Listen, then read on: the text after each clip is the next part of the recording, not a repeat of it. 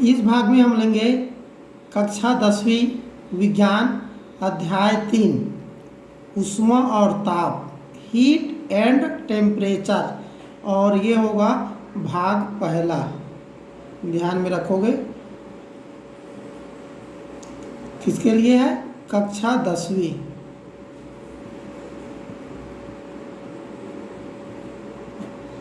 कौन सा विषय? विज्ञान। तब ऊष्मा और ताप, तो ऊष्मा को बाद में पढ़ेंगे, पहले हम किसको पढ़ेंगे? ताप को। ताप अर्थात तापमान। तो पहला पॉइंट बनता है यहाँ पर तापमान, टेम्परेचर। टेम्परेचर के बारे में आप लोग सुनी है, जाने हैं। जैसे मनुष्य के जो शरीर का तापमान होता है 37 अंश सेंटीग्रेड। तो अंश सेंटीग्रेड क्या है, इसके बारे में पढ़ेंगे। 37 कैसे है, इसके बारे में पढ़ेंगे। और उसी को अगर फ़ारेनहाइट में कहेंगे तब कितना होता है? 98.6 अंश फ़ारेनहाइट। तो यहाँ पर फ़ारेनहाइट कर रहे हैं और अंश सेंटीग्रेड। तब इसको समझने के लिए हम पहले तापमान की अवधारणा का अध्ययन करेंगे। तापमान की अवधारणा और उसके बाद फिर उसके मात्रक को। तो हम 3 अलग अलग वस्तु को देखते हैं। एक गर्म पानी है, एक सामान्य पानी है और एक बर्फ। आप घर में प्रयोग करके इसको देख सकते हैं। अब आप क्या करेंगे? गर्म पानी को क्या करना है? आपको छूना है। उसके बाद सामान्य पानी को छूना है। तब क्या लगेगा आपको? ये जो सामान्य पानी है वो ठंडा लगेगा। फिर आप हाथ को साफ कर लेंगे, पोंछ लेंगे। इसके बाद आप क्या करना है? बर्फ़ को छूना है और उसके बाद फिर सामान्य पानी को छुओगे। 2 अलग अलग स्थितियों में आप देखेंगे कि जब हम गर्म पानी को छूने के बाद सामान्य पानी को छूते हैं तब ये सामान्य पानी ठंडा लगता है। किंतु यदि बर्फ़ को छूने के बाद सामान्य पानी को छूते हैं तब यही क्या लगता है? हमें गर्म लगता है। अर्थात ठंडा और गर्म क्या होती है? एक तुलनात्मक अवबोध होता है। उसी को यहाँ पर हम लिखे हैं। यदि बर्तन A के पानी को स्पर्श करे तब हमें क्या होगा? गर्माहट लगेगा। परंतु बर्तन B के पानी को स्पर्श करें तब हमें ठंडक लगेगा। और इसी तरह से यदि बर्फ़ को स्पर्श करें तब हमें और ज़्यादा ठंडा लगेगा। और इसकी तुलना में बर्तन B का पानी क्या लगेगा? गर्म लगेगा। ठीक। तो इस तरह से हम कोई वस्तु गर्म है या ठंडा है हम ये नहीं जान सकते। ये कैसे जानेंगे? तुलना करके। जैसे ये सामान्य जल है, बर्फ़ की तुलना में क्या है? गर्म है। लेकिन गर्म पानी की तुलना में क्या है? ठंडा है।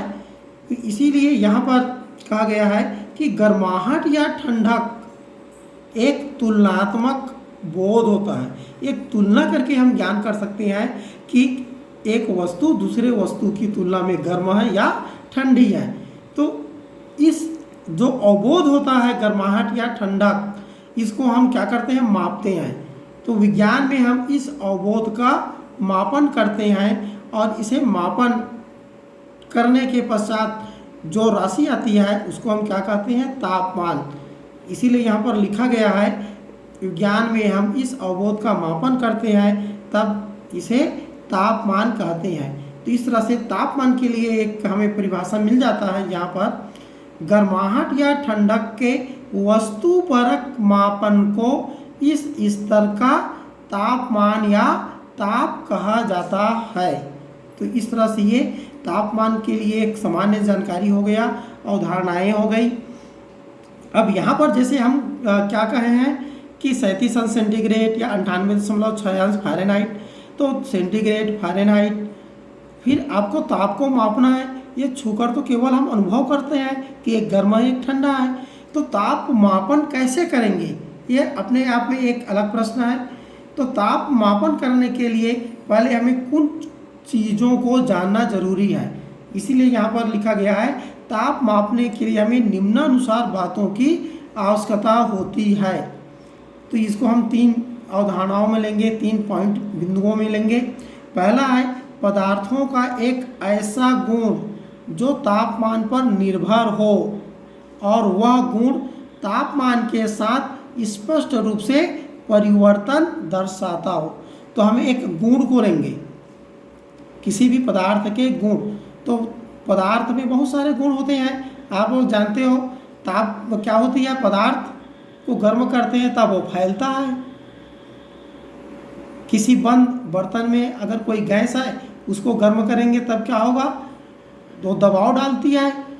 तो इस तरह से क्या है, ताप के साथ परिवर्तन करने वाला गुण।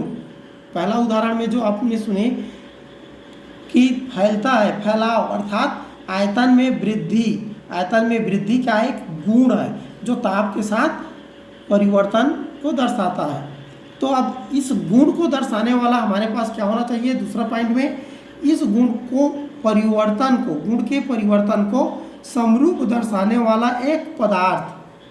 तो तापमापी बनाने के लिए हमें एक ऐसा पदार्थ लेना पड़ेगा और उस पदार्थ का गुण ताप के साथ समरूप रूप से परिवर्तन हो। तब इसके लिए हम पारा ले सकते हैं, एल्कोहल ले सकते हैं, पानी, हवा ले सकते हैं। तब यहाँ पर मान लो पारे की बात करते हैं, आप थर्मामीटर देखते हैं, डॉक्टरी थर्मामीटर, उसके अंदर क्या होता है, पारा लगा होता है और पारा गर्म पाकर अर्थात ऊष्मा पाकर क्या होती है, फैलती है। तो उसके फैलाव को हम मापकर ताप का मापन करते हैं। इसी तरह से कुछ थर्मामीटर में एल्कोहल का उपयोग होता है। पानी के द्वारा भी हम क्या कर सकते हैं, थर्मामीटर बना सकते हैं। कुछ तापमापी ये होता है जिसमें वायु रहती है, गैस तापमापी कहते हैं। तो इस तरह से ये पदार्थ है और इन पदार्थों का क्या है, आयतन में वृद्धि या दाब में वृद्धि क्या है, उसका गुण है। तो इसीलिए दूसरा पॉइंट बन जाता है, इस गुण के परिवर्तन को समरूप दर्शाने वाला एक पदार्थ। तो हमने पदार्थ का और गुण का तो चयन कर लेंगे, अलग अलग जो यंत्र बनेंगे तापमापी यंत्र, उसके अनुसार हम पदार्थ को लेंगे और उसके गुण को लेंगे। अब इन दोनों को लेने के पश्चात तीसरा जो पॉइंट हमें मिलता है, एक सर्वमान्य व प्रचलित मापदंड जो इस गुण के एक निश्चित बदलाव को तापमान के एक निश्चित परिवर्तन घट बढ़ से जोड़ता हो।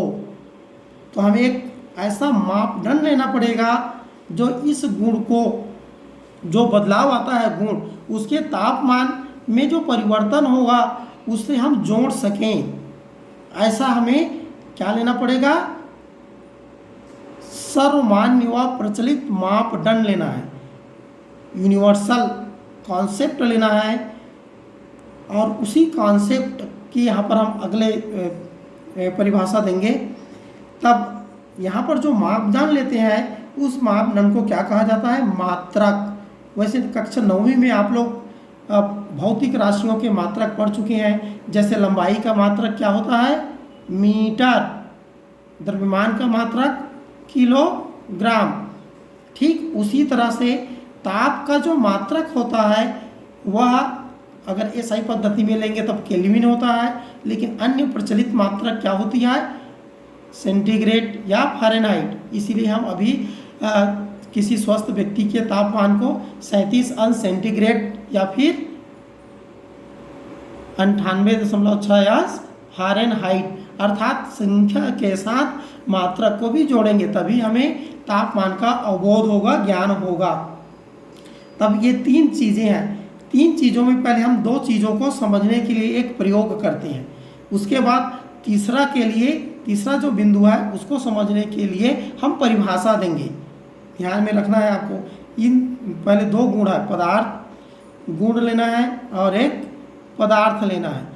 तब इसके आधार पर, इन दोनों के आधार पर एक हम क्या करते हैं, अपना तापमापी, तीसरा पॉइंट इसीलिए दिया गया है, अपना तापमापी यंत्र, घरेलू तापमापी यंत्र बनाएंगे जिसको थर्मोस्कोप कहा जाता है। इस डायग्राम में देख सकते हो, इस चित्र में देख सकते हो, एक कांच का छोटा सा शीशी लिया गया है और एक पाइप, और इसको यहाँ से एयर टाइट कर दिया गया है। यहाँ पर पानी रखा गया है, पानी रख सकते हो या फिर एल्कोहल रख सकते हो, और इसके द्वारा हम क्या कर सकते हैं, अपना घरेलू तापमापी बना सकते हैं। ठीक है, तो इसको हम थोड़ा सा हमारे पास जो है बनाए हैं उसको दिखाएंगे। घरेलू तापमापी बनाने के लिए इस तरह से आप क्या लेंगे, कांच की एक शीशी लेंगे। हम यहाँ पर बना बनाया को दिखा रहे हैं, लेकिन कैसे बनाना है इसको समझेंगे। एक कांच की छोटी सी शीशी लेना है आपको, और एक ये क्या है जो लगा है, ये रिफिल यहाँ पर खाली रिफिल लेना है जिसमें स्याही ना हो और वो साफ दिखाई देता हो। अब इसको बनाने के लिए क्या करना है, इसमें एक जो शीशी लेना है वो अच्छे से ढक्कन वाला होना चाहिए, डाट लगा होना चाहिए, एयर टाइट करना है आपको। तब इसको करने के लिए सर्वप्रथम आप पानी जो लेंगे या फिर एल्कोहल ले सकते हैं या सैनिटाइज़र लेंगे तो ज़्यादा अच्छा रहेगा आप घर में बनाने के लिए, क्योंकि वो ऑलरेडी कलर्ड रहता है, रंगीन रहता है, रंगीन दिखाई देता है। तब यहाँ पर एक सामान्य शीशी लेंगे छोटा सा इस तरह से, और उसके बाद इसके ढक्कन को आपको निकाल देना है और इसमें क्या करना है, एक छेद कर देना है। और छेद करने के बाद जो रिफिल होता है जिसमें स्याही न लगी हो, पूरी तरह से खाली हो, साफ सुथरा दिखे, इसको यहाँ पर अंदर डाल देना है। और यहाँ पर एल्कोहल चाहेंगे तो एल्कोहल या सैनिटाइज़र ले सकते हैं, या पानी रहेगा तो पानी लेना है, उसको रंगीन कर लिए रहेंगे। अब रंगीन करने के बाद इसमें आधा या आधा से थोड़ा ज़्यादा, यहाँ पर हवा के लिए जगह होनी चाहिए, इसीलिए आधा या आधा से थोड़ा ज़्यादा रखना है, पूरा भर कर नहीं रखना है। इसके बाद इसको क्या करना है, आपको लगा देना है। और लगाने के पश्चात यहाँ पर किनारे में आप मोम या फिर फेविक्विक से क्या करना है, एयर टाइट करना है इस जगह को और इस जगह को, जिससे एयर ना अंदर जा सके ना बाहर आ सके। याद रखना, यहाँ पर जो ढक्कन लगाएंगे वहाँ पर को, और जहाँ से आपने रिफिल डाला है उसको। ठीक है, तो इस तरह से आपका एक क्या बन जाता है, ये सामान्य घरेलू तापमापी बन जाता है। घरेलू तापमापी के लिए हम क्या करते हैं, ये जो यहाँ पर जो एल्कोहल है या पानी है यहाँ तक चढ़ा है अभी, इसको चाहेंगे तो आप इस तरह से ऐसा पकड़ेंगे तो क्या होगा, ये और ऊपर चढ़ने लगेंगे। दिख रहा है ऊपर चढ़ रहा है। उसके बाद चूंकि हमारे शरीर के तापमान को ले लिया ये, इसीलिए ऊपर चढ़ा। अगर इसको हम हवा में खुला छोड़ देते हैं तो वातावरण का तापमान थोड़ा कम रहता है, इसीलिए क्या हो जाएगा, ये धीरे धीरे नीचे आने लगेंगे। देख सकते हैं आप लोग, नीचे आ रहा है ये। ठीक है, एक बार और इसको नीचे उतार कर हम शुरू से ऊपर चढ़वा कर देखेंगे।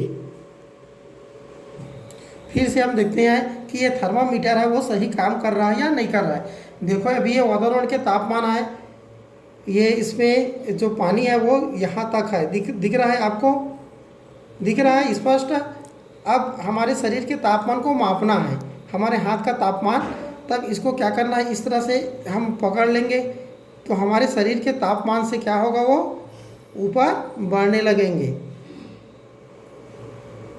दिख रहा है आपको ऊपर बढ़ता हुआ।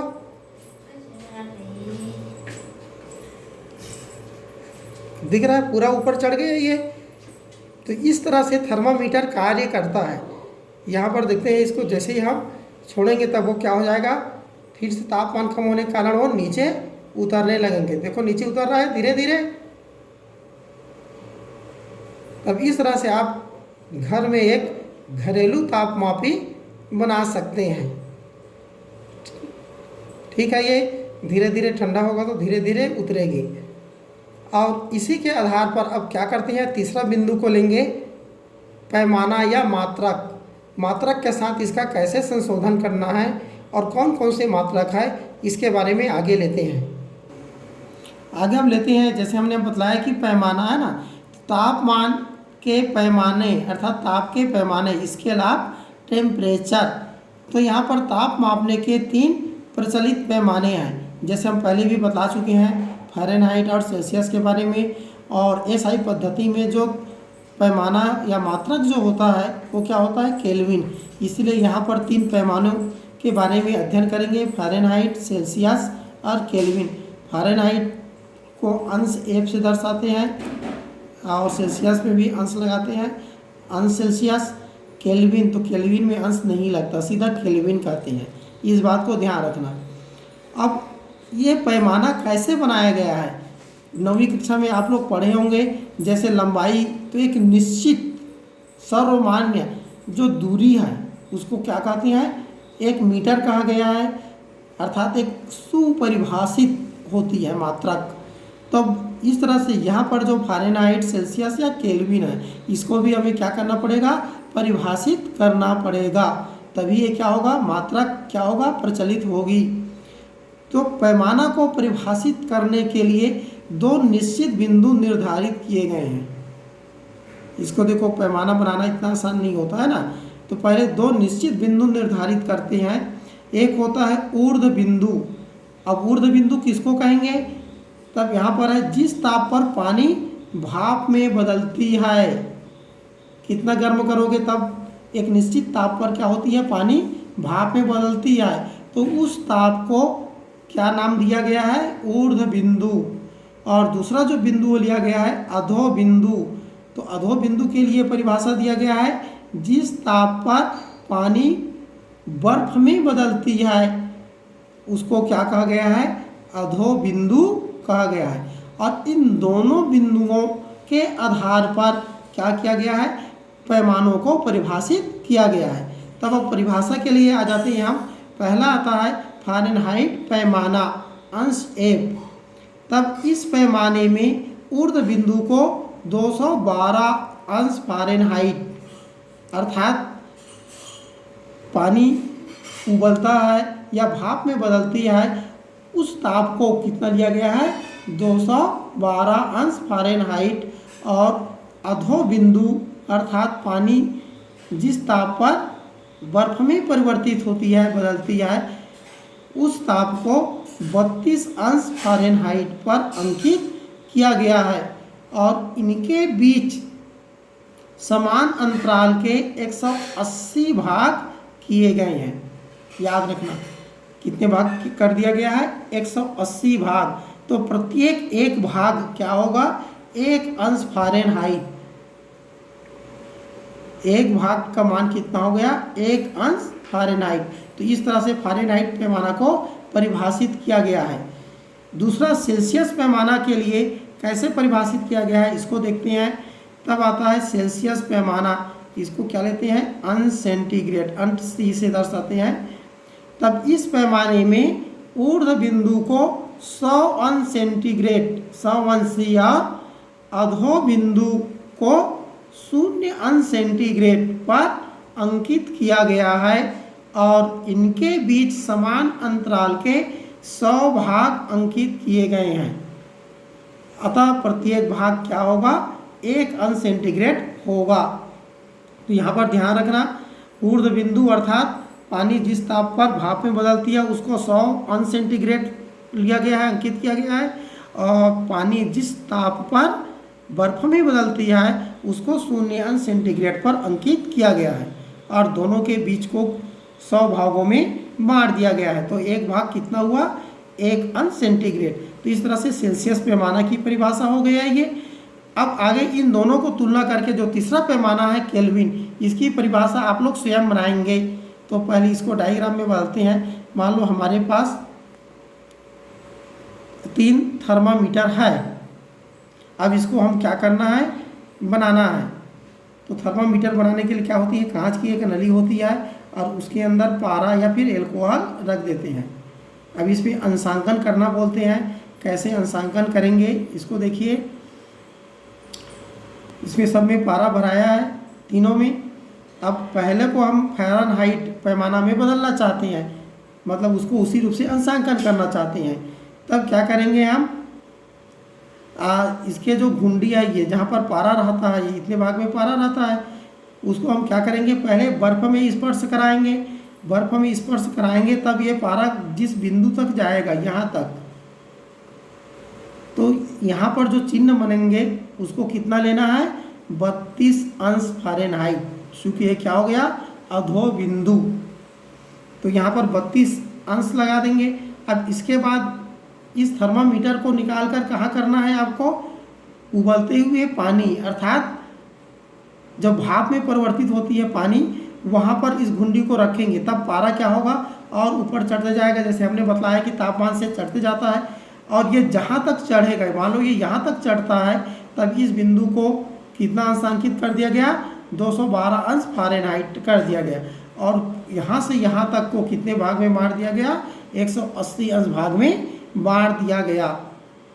ठीक इसी तरह से दूसरा को क्या बनाया गया है, सेल्सियस पैमाना। तो सेल्सियस पैमाने के लिए प्रक्रिया वही करेंगे। इसके गुंडी को किस में डालना है, पहले बर्फ़ में डालेंगे। तो यहाँ तक आएगा, जहाँ तक आएगा उसको 0 अंश सेंटीग्रेड कर दिए, और उसके बाद इसमें डालना है उबलते हुए पानी में डालेंगे। तब पारा चढ़ते चढ़ते जहाँ तक जाएगा उसको कितना कर दिए, 100 अंश सेंटीग्रेड। और इन दोनों को कितने में बांट दिया गया, 100 भाग में। तो एक भाग कितना हुआ, 1 अंश सेंटीग्रेड। ठीक उसी तरह से केल्विन में बनाने के लिए क्या करते हैं, जो बर्फ में डालते हैं उस समय पारा जहाँ तक चढ़ता है उस बिंदु को कितना लिख देते हैं, 273 के। और उबलते पानी में डालने पर पारा चढ़ते चढ़ते जहाँ तक जाएगा उसको हम कितना लिख देते हैं, 373 केल अर्थात केल्विन। और कितने भाग में बांट देती हैं, 100 भाग में। तब ये क्या बन जाएगा, केल्विन स्केल। तो ये तीनों तो थर्मामीटर एक जैसे हैं, लेकिन इसमें चिन्हांकन फ़ारेनहाइट की परिभाषा से किया गया है, इसीलिए फ़ारेनहाइट में तापमान को दर्शाएगा। ये क्या है, सेल्सियस के परिभाषा के आधार पर इसको चिन्हांकन किया गया है, इसीलिए सेल्सियस में तापमान को दर्शाएगा। और ये केल्विन की परिभाषा के अनुसार इसको बनाया गया है, तब क्या होगा, केल्विन में तापमान को दर्शाएगा। यहाँ पर ध्यान में रखो कि ये तीनों नीचे वाला चिन्ह है वो सब क्या है, अधो बिंदु पर है। अर्थात फ़ारेनहाइट स्केल में 32 अंश, सेल्सियस में 0 अंश और केल्विन में 273 केल्विन। अर्थात इसका अर्थ क्या हुआ, एक निश्चित ताप जो होगा फ़ारेनहाइट स्केल में 32 अंश फ़ारेनहाइट होगा, सेल्सियस पैमाने पर उसका मान कितना होगा, 0 अंश सेंटीग्रेड, और केल्विन पैमाने पर 273 केल्विन। इसी तरह से यदि हमारे तापमान को देखेंगे तब फ़ारेनहाइट स्केल में देखेंगे तो 98.6 कितना आता है, बार बार हम बोल चुके हैं, 98.6 अंश फ़ारेनहाइट हमारा तापमान। सेल्सियस में कितना हो जाएगा, ये 37 अंश। और केल्विन में देखेंगे तब ये आता है 310 के। तो इस तरह से ये एक सीधे लाइन में आ रहा है, मतलब समान ऊंचाई पर पारा चढ़ेगा। इसी तरह से ऊर्ध्व बिंदु देखेंगे, अर्थात उबलते जल का तापमान देखेंगे तब फ़ारेनहाइट में 212 अंश फ़ारेनहाइट कहेंगे, सेल्सियस पैमाने पर कहेंगे तो 100 अंश सेंटीग्रेड कहेंगे, और केल्विन पैमाना पर कहेंगे तब 273 केल्विन कहेंगे। तो 3 बिंदुओं के तापमान को हम तीनों में तो दर्शा लिए, लेकिन अगर कोई भी तापमान रहेगा तब उसको हम कैसे दर्शाएंगे, तब इसके बारे में संबंध सूत्र पढ़ेंगे। तब आपको तीसरा जो पैमाना है केल्विन पैमाना, इसकी परिभाषा आप स्वयं लिखेंगे। कैसे लिखना है, इसको लिखकर भेजना है। मैं यहाँ पर थोड़ा सा बोल रहा हूँ, तो यहाँ पर सिंपल सी परिभाषा दे सकते हैं। इस पैमाने में ऊर्ध्व बिंदु को कितने लिया गया है, 273 केल्विन पर, और अधो बिंदु को ऊर्ध्व बिंदु को 373 केल्विन पर, और अधो बिंदु को 273 केल्विन पर चिन्हांकित किया गया है, अंकित किया गया है, और इन दोनों के बीच को 100 बराबर भागों में बांट दिया गया है। तो प्रत्येक भाग 1 केल्विन को दर्शाता है। तो इस तरह से आप केल्विन की भी परिभाषा लिख सकते हैं। आगे अब लेते हैं, जैसे हमने बतलाया कि फ़ारेनहाइट स्केल में बर्फ़ का तापमान 32 अंश फ़ारेनहाइट आया, सेल्सियस में 0 अंश सेल्सियस, और केल्विन में 273। तो इस तरह से प्रत्येक ताप के लिए अलग अलग मान एक दूसरे में कैसे परिवर्तन करेंगे, तब इसके लिए एक सूत्र लेते हैं हम, तापमान के पैमानों में संबंध। अलग अलग जो पैमाना है उसमें क्या संबंध है, तब यहाँ पर तीनों में संबंध के लिए ये सूत्र है। कैसे बनाया गया है इसको देखो, तो ये फ़ारेनहाइट को दर्शाता है, चूँकि इसमें बर्फ़ के तापमान को 32 लिया गया है, इसीलिए इसको -32 कर दिए। फिर बटा कितने भाग में बांटा गया है, 180, तो बटा 180 कर दिए। फिर बराबर करके यहाँ पर C मतलब सेल्सियस पैमाना को दर्शा रहा है, चूँकि यहाँ पर 0 अंश बर्फ़ के तापमान को 0 लिया गया है, इसीलिए इसमें -0 करोगे या तो नहीं करोगे, तो C बटा 100, क्योंकि यहाँ पर 100 भागों में बांटा गया है। फिर बराबर केल्विन, तो केल्विन पैमाने के लिए क्या लिखेंगे, माइनस, चूँकि यहाँ पर बर्फ़ के तापमान को 273 लिया गया है तो -273 कर देंगे। फिर बटा इसमें कितना भाग में बांटा गया है, 100 में, इसीलिए इसको भी 100 से कर दिए।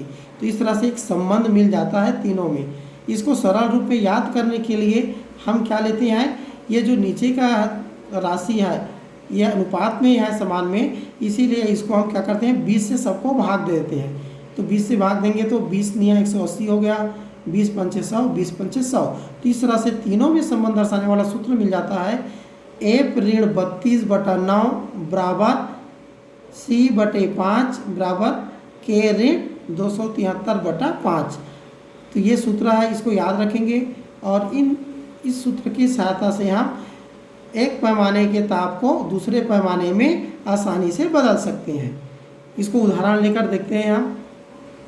तब हमारे पास एक उदाहरण है, हमारे शरीर का तापमान सेल्सियस पैमाने पर 37 अंश सेंटीग्रेड होता है, फ़ारेनहाइट पैमाने पर यह कितना होगा।